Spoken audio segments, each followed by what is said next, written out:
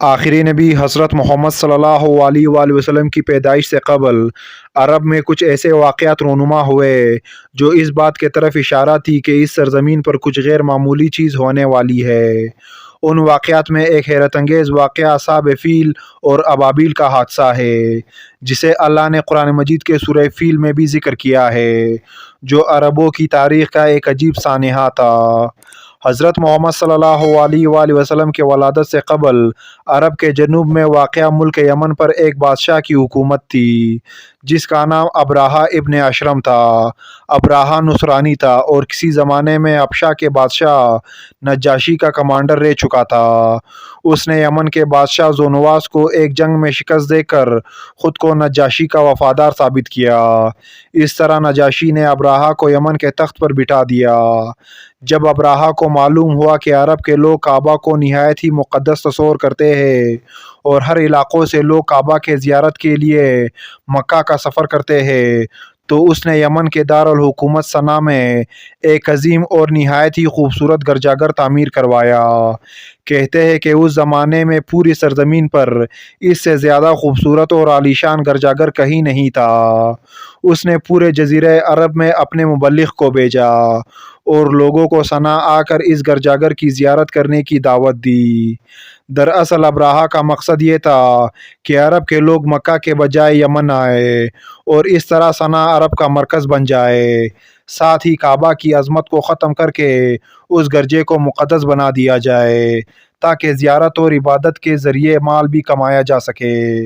جب عرب کے لوگوں کو اس کے اس ارادے کا علم ہوا تو وہ تیش اور بہت ہی غضبناک ہوئے۔ باوجود اس کے کہ عرب کے بیشتر قبیلے مشرک تھے، مگر وہ کعبہ شریف کی بہت ہی عزت و احترام کیا کرتے تھے، کیونکہ یہ جگہ حضرت ابراہیم علیہ السلام کے آثار اور مقام سے منسوب تھا۔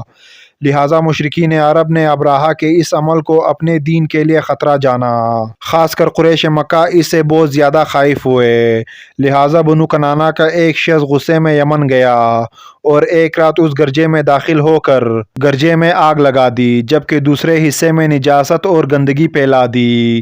جب ابراہہ کو اس کی خبر ملی تو اس نے اپنا صبر کھو دیا اور مسیح کی قسم اٹھاتے ہوئے کہا کہ وہ اپنے اس عبادت خانے کی توہین کا بدلہ کعبہ پر حملہ کر کے لے گا۔ لہٰذا اس نے حبشہ کے بادشاہ نجاشی سے مدد طلب کی اور ہاتھیوں کا ایک عظیم لشکر منگوایا اور وہ لشکر سمیت یمن سے روانہ ہوا تاکہ کعبہ کو ڈھا کر اس کا خاتمہ کر دے۔ ادھر عرب کے تمام قبیلے ابراہہ کے خلاف اٹھ کھڑے ہوئے اور اسے شکست دینے کے لیے میدان جنگ میں کود پڑے، لیکن ابراہہ کے اس عظیم لشکر کے آگے عرب کا ہر قبیلہ شکست کھاتا چلا گیا۔ بنو سلیم، بنو عطفان، بنو اسد اور بنو ثقیف جیسے بہادر قبیلے نے بھی ابراہہ کے آگے ہتھیار ڈال دیے۔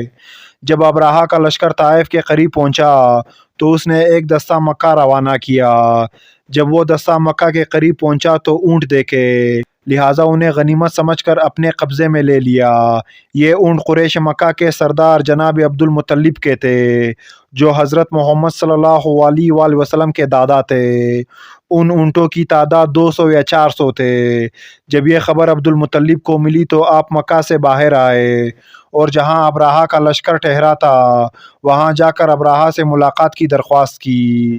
جب ابراہہ کو معلوم ہوا کہ قریش کا سردار اس سے ملاقات کرنے کے لیے آیا ہے تو اس نے آپ کو اپنے خیمے میں بلایا، اور جب حضرت عبد المطلب کو دیکھا کہ ایک بلند قامت، روبدار اور نہایت ہی حسین و جمیل آدمی ہے تو ابراہہ آپ کو دیکھ کر مرعوب ہو گیا اور بے اختیار تخت شاہی سے اتر کر آپ کی تعظیم و تکریم کرنے کے لیے کھڑا ہو گیا اور اپنے برابر بٹھا کر دریافت کیا کہ آپ کی تشریف آوری کا کیا مقصد ہے۔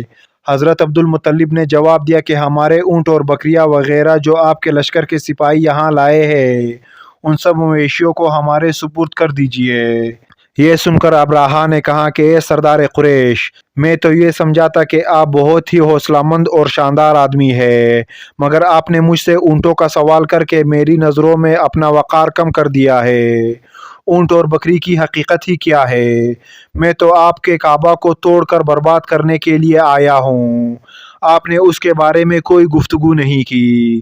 حضرت عبد المطلب نے کہا کہ مجھے تو اپنی اونٹوں سے مطلب ہے، کعبہ میرا گھر نہیں بلکہ وہ خدا کا گھر ہے، وہ خود اپنے گھر کو بچا لے گا، مجھے کعبہ کی ذرا بھی فکر نہیں ہے۔ یہ سن کر ابرہہ نے کہا کہ اے سردار مکہ، سن لیجئے، میں کعبہ کو ڈھا کر اس کی اینٹ سے اینٹ بجا دوں گا اور روئے زمین سے اس کا نام و نشان مٹا دوں گا۔ اس کے بعد ابرہہ نے تمام جانوروں کو واپس کر دینے کا حکم دیا اور عبد المطلب تمام اونٹ اور بکریوں کو لے کر مکہ واپس آ گئے۔ آپ نے مکہ کے لوگوں سے کہا کہ وہ پہاڑوں میں پناہ گزین ہو جائے، لہٰذا مکہ کے تمام قبیلے مکہ سے باہر نکل گئے، صرف جناب عبد المطلب مکہ میں اکیلے رہ گئے۔ آپ نے کعبہ کا دروازہ پکڑ کر بارگاہ الہی میں کعبہ کی حفاظت کے لیے رو رو کر دعا مانگی۔ اے اللہ، بے شک ہر شخص اپنے اپنے گھر کی حفاظت کرتا ہے، لہٰذا تو بھی اپنے گھر کی حفاظت فرما اور صلیب والوں، صلیب کی پجاریوں کے مقابلے میں اپنی عطا شعاروں کی مدد فرما۔ ابرہہ جب صبح کو کعبہ ڈھانے کے لیے اپنے لشکر جرار اور ہاتھیوں کے قطار کے ساتھ آگے بڑھا اور مقام مغمس میں پہنچا تو خود اس کا ہاتھی، جس کا نام محمود تھا، ایک دم بیٹھ گیا۔ وہ اپنے ہاتھی پر جتنا دباؤ ڈالتا وہ آگے نہ بڑھتا تھا، لیکن جب وہ اس کا رخ یمن کے طرف کرتا تو وہ فوراً چل پڑتا۔ ابرہہ اس واقعے سے سخت پریشان ہوا۔ اچانک سمندر کی طرف سے غول کے گول اور جھنڈ کے جھنڈ پرندوں کے آ پہنچے۔ ابابیل کے اس لشکر کے ہر پرندے کے چونچ اور پنجوں میں کنکریاں تھی۔ انہوں نے اس زور کی سنگباری کی کہ ابرہہ کی فوج بدحواس ہو کر بھاگنے لگی، مگر کنکریاں چھوٹی چھوٹی تھی، وہ قہر الہی کے پتھر تھے کہ پرندے جب ان کنکریوں کو گراتے تو وہ سنگ ریزے ہاتھی کے بدن میں چیتے ہوئے زمین پر گرتے تھے۔ ابرہہ کے لشکر میں بگدڑ مچ گئی۔ ابابیلوں کی سنگباری اللہ کی قہر و غضب کی ایسی مار تھی کہ جب کوئی کنکری کسی ہاتھی کے سر پر پڑتی تو وہ اس آدمی کو چیتے ہوئے ہاتھی کے بدن سے پارا ہو جاتی تھی۔ ابرہہ کا فوج کا ایک آدمی بھی زندہ نہیں بچا اور سب کے سب ابرہہ اور اس کے ہاتھیوں سمیت اس طرح ہلاک و برباد ہو گئے کہ ان کی جسموں کی بوٹیاں ٹکڑے ٹکڑے ہو کر زمین پر بکھر گئی۔ اس واقعے کے بعد عربوں میں قریش مکہ اور کعبہ شریف کی اہمیت و عظمت مزید بڑھ گئی اور چند مہینے بعد ہی اسی سال نبی صلی اللہ علیہ وآلہ وسلم کی ولادت ہوئی۔ یہ سال عام الفیل کا سال کہلایا۔